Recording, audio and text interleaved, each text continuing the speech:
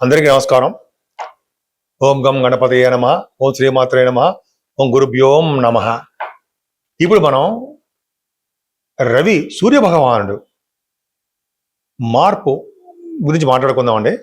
అంటే వృషభ రాశి నుండి మిథున రాశిలోకి ఆయన 15th జూన్ మిథున రాశిలోకి వచ్చేస్తున్నాడు. రావడం వలన 12 రాశుల వారికి ఫలితాలు ఎలా ఉంటున్నాయో తెలుసుకోబోతున్నాం. మకర రాశి వారికి 6వ భావంలో ఉన్నటువంటి గురుడు యోగాన్ని కలిగిస్తాడు. ఎందుకంటే ఆయన అష్టమాధిపతిగా 6వ భావంలో ఉన్నాడు. అంటే 8వ ఇంటి వాడిగా 6వ భావంలో రాజయోగాన్ని కలిగిస్తుంటాడు. అద్భుతమైన యోగాన్ని కలిగిస్తాడండి ఆయన.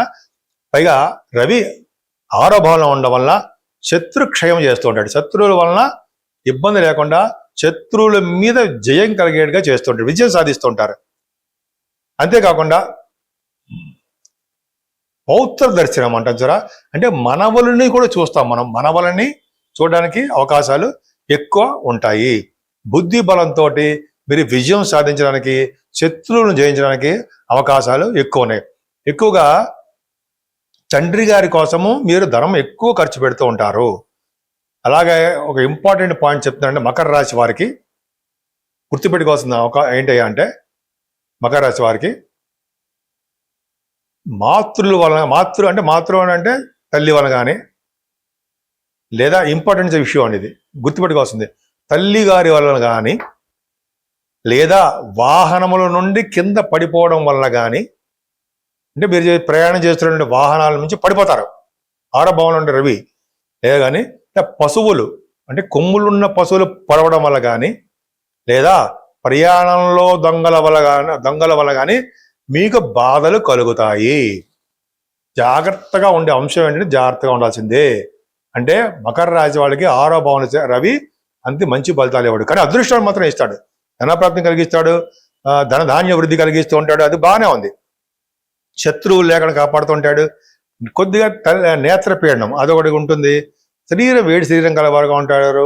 పైగా సక్సెస్, ప్రతి దాంట్లో సక్సెస్ అవ్వడం, విదేశాలు వెళ్ళడము, స్టాంపింగ్ అవ్వడము, అన్ని రకాలుగా జయం పొందడము, అవన్నీ బ్రహ్మాండంగా ఉంటాయి. ఇప్పుడు మనం యమునా నది పుష్కర స్నానాలు, యమునా నది గురించి మాట్లాడుకుందాం అండి. ముఖ్యంగా యమునా నది పుష్కర స్నానాలు చేసే వాళ్ళందరికీ కూడా సూచన ఏంటంటే, యమునా నదిలో స్నానం చేసే ముందర సంకల్పపూర్వకంగా స్నానం చేయడం మర్చిపోకూడదు. అందులోనూ పుష్కరాలు కాబట్టి, మామూలుగా నది స్నానాలకు వెళ్ళినప్పుడు మనం తప్పకుండా చెప్పుకుంటాం. మనం ఇవన్నీ కూడా పుష్కర స్థానానికి వెళ్తున్నాం కాబట్టి మన సంకల్పం అంటే మనం ఎక్కడ ఉన్నామో, ఏ ప్రాంతంలో ఉన్నామో అని బ్రాహ్మణుడు చెప్తాడు. ఆయన సంకల్పపూర్వక స్నానం చేయడం వలన అధికమైన పుణ్య ఫలం అని చెప్పి శాస్త్రం చెప్తాను. జనరల్గా చాలా మంది ఆడవాళ్ళు కూడా, సుమంగళిలు వాళ్ళందరూ కూడా ఈ టైంలో ఏం చేస్తుంటారంటే, వారందరూ కూడా పుష్కరాల సందర్భంలో ఆ నది అమ్మ తల్లికి వాయినాలు కూడా ఇస్తుంటారండి వాళ్ళు. అంతేకాకుండా అమ్మవారికి మన యమునా అమ్మవారికి చీర, రవిక అదొకటి, గాజులు, అలాగే పసుపు కుంకాలు, ఇవన్నీ కూడా నదిలో వదులుతారు. నదిలో వదలడం వల్ల అమ్మవారికి ఆశీస్సులు పొందుతారు. అంతేకాదండి, ఇదే విధంగా ఈ ఆచారం కూడా కొంతమంది దంపతులు ఉంటారు. ఆ దంపతులకు కూడా మీరు ఈ చీర, రవిక, పసుపు కుంకుమ, గాజులు ఇవన్నీ ఒక 2 దంపతులకి ఇచ్చి వాళ్ళ ఆశీర్వచనం తీసుకోవడం కూడా సర్వశ్రేష్టం. ఇప్పుడు కూడా నది దగ్గర చేయకూడదు దానాలన్నీ కూడా. దూరం అంటే అది మెట్లు ఎక్కువ వచ్చి దూరంగా స్నానం చెయ్యాలి. సో ఇదొకటండి. అసలు యమునా అమ్మవారు ఎలా ఉంటారు, అమ్మవారి యొక్క పవర్ తెలుసుకుందామండి. అసలు అమ్మవారు, యమునా నది అమ్మవారు అత్యంత సౌందర్యవతిగా ఉంటారట ఆవిడ. అలాగే నిత్య యవ్వనవతిగా ఉండడమే కాకుండా ప్రసన్న వదనంతో మనం దండం పెట్టినాం అనుకోండి, ఆవిడ కోరిన కోరికలు తీర్చేస్తూ ఉంటారు. కరుణ కురిపించే అమ్మవారుగా ఉంటారు. ఈ యమునా నది అమ్మవారు అనేది, యమునా నది నీలి రంగులో ఉంటుంది అండోయ్. గంగా నది ఒక కలర్లో ఉంటుంది ఆవిడ, ఈవిడేమో యమునా నది నీలి వర్ణంతో ఉంటుంది ఆవిడ.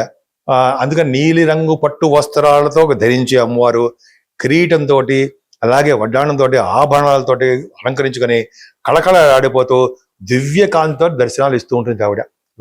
పై లోకాల్లో. అలాగే అమ్మవారి యొక్క వాహనం తాబేలు కూర్మం అంటాం కదా, తాబేలు అనమాట. సరే, ఈవిడ జనరల్గా ఏంటంటే ఎప్పుడు కూడా భక్తులకి కోరిన కోరికలు తీరుస్తూ ఉంటుంది. అసలు యమునా నది అమ్మవారు యమధర్మరాజుకి సోదరి. యమధర్మరాజు సూర్య భగవానుడు యొక్క దీంట్లో యమధర్మరాజు యొక్క సోదరి అయింది ఆవిడ. సూర్య భగవానుడు, యమధర్మరాజు, శనీశ్వరుడు, మన యమున అని అంటాం కదండి సంతానంలో. యమునా నది ఆవిడ యమధర్మరాజుకి సోదరి కావడం వలన ఈ నదిలో స్నానం చేయడం వలన యమ భయం ఉండదు. యమధర్మరాజు వలన యమధర్మరాజు సంబంధించిన భటులు మన దగ్గర రారు. యమ భయం లేకుండా మోక్షము ప్రసాదిస్తారు అమ్మవారు. సరా, ఈ యమునా నది పుష్కర స్నానాలు చేయడంలో ఎంత అదృష్టం ఉందో అంటే, యమునా నది పుష్కర స్నానం చేయడం వలన యమధర్మరాజు యొక్క ఆశీస్సులు కలిగి యమలోకానికి వెళ్లకుండా మోక్ష లోకానికి వెళ్తామని శాస్త్రం చెప్తోందండి. ఎంత అదృష్టం మనకి. ఈ విధంగా ఉంది. సరే, అసలు దానాలు ఏం చెయ్యాలి అంటే 12 రోజులు ఉంటాయి కదండి, 12 రోజులు పుష్కరాలు కదా. ఏ రోజు ఏ దానం చేస్తే బాగుంటుంది అని రోజుకి ఒక దానం చేయాలని కూడా శాస్త్రం చెప్తోంది. కొన్ని నాకు తెలిసిన విషయాలు, కొంత నేను రాసుకునే విషయాలు, కానీ కొన్ని విషయాలు నేను చెప్తాను. గుర్తుండవు కదా, అన్ని గుర్తుపెట్టేసి తగడగా చెప్పలేము. కాకపోతే ఏంటంటే కొద్దిగా రాసుకోవడము చేస్తుంటాం. యమునా నది పుష్కర స్నానం అయిపోయిన తర్వాత, అంటే మనం యమునా నది పుష్కర స్నానం కొంచెం బయటకు వచ్చిన తర్వాత, బయటకంటే కొంచెం నదిలో కాకుండా బయటకు వచ్చిన తర్వాత ఏమి దానాలు ఇవ్వాలి? రోజుకో దానం చెప్పారండి. ఆ దానం ఏంటంటే, మొదటి రోజు చేయవలసిన దానము సువర్ణ దానం, రజిత దానము. రజిత దానం వెండి. అసలు వెండే ఈ పరాభవన సంవత్సరంలో వెండి దానం అత్యంత ప్రాముఖ్యత ఉంది. అందున యమునా నది పుష్కర స్థానంలో ఎవరైతే రజత దానం మొట్టమొదటి రోజునే, అదే తర్వాత ఎప్పుడే మన ఇష్టం దానం చేస్తామో అది చాలా రెట్లు ఫలితాలు ఇస్తాయిట. అలాగే ధాన్య దానము, భూదానాలు చేయవలసి వస్తూ ఉంటుంది. చేస్తే చాలా మంచిది. సరే, రెండో రోజు సెకండ్ డే నాడు ఏమి దానం చేస్తే మంచిది? వస్త్రాలు దానం చేయాలండి.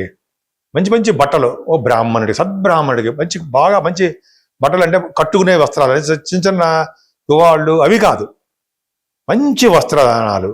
లవణం అంటే ఉప్పు అంటే రాళ్ళ ఉప్పు మంచిదండి. అదృష్ట లక్ష్మీ ప్రసన్నత. ఎవరైతే ఉప్పు దానం చేస్తారో వాళ్ళకి లక్ష్మి వస్తుంది, లక్ష్మీదేవి అంటే ధనం ప్రాప్తి కలుగుతుందట. అలాగే రత్నాలు దానాలు చేస్తారు. మరి మూడో రోజుని బెల్లం. ఇది బాగుంది కదండి, చక్కగా మనం కొనేస్తాం, టగడగా దానం ఇచ్చేస్తాం. బెల్లం, పండ్లు దొరికితే మామిడి పండ్లు, అక్కడ దూరంలో కొంటామా, మనకి రకాల సంబంధించిన పళ్ళు. అలాగే ఇలా ఈ 2 చెప్పారు. 4వ రోజున ఏం చేస్తే బాగుంటుంది దానం? నెయ్యి అంటే అండి ఆవు నెయ్యి, శ్రేష్టమైన నెయ్యి. అలాగే నూనె కూడా చెప్పారండి శాస్త్రంలో. దానివల్ల ఏమవుతుంది, మనకి కీడు రావు. అలాగే పాలు, తేనె దానం చేయాలట. తెలిసింది కదండి. అంటే 4వ రోజునే నెయ్యి, నూనె, పాలు, తేనె చేస్తే గాత్రం బ్రహ్మాండంగా ఉంటుందని చెప్పి అనుకుంటాం కదా, తేనె దానం చేయాలి. 5వ రోజున ధాన్యం చాలా పవర్ ఉంటాయి. ధాన్యాన్ని కనుక ఎవరైతే దానం చేస్తారో వాళ్ళకి భూములు ఉంటాయిట. శకటం అంటే ఏంటంటే వాహనాల్ని చేయడం. వృషభాన్ని దానం చేయడం. అలాగే నాగలి చేయడం చేస్తే చాలా మంచిది. ఇంకా 6వ రోజు దానాలు బాగా చెప్పారండి. ఔషధాలు దానం చేయాలట.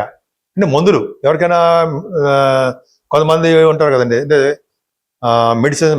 మెడిసిన్స్ లేక కొంత బాధపడుతుంటారు, రోగులు అంటాం కదా, వాళ్ళకి మెడిసిన్స్ కొని ఇవ్వడము చేయడం మంచిది.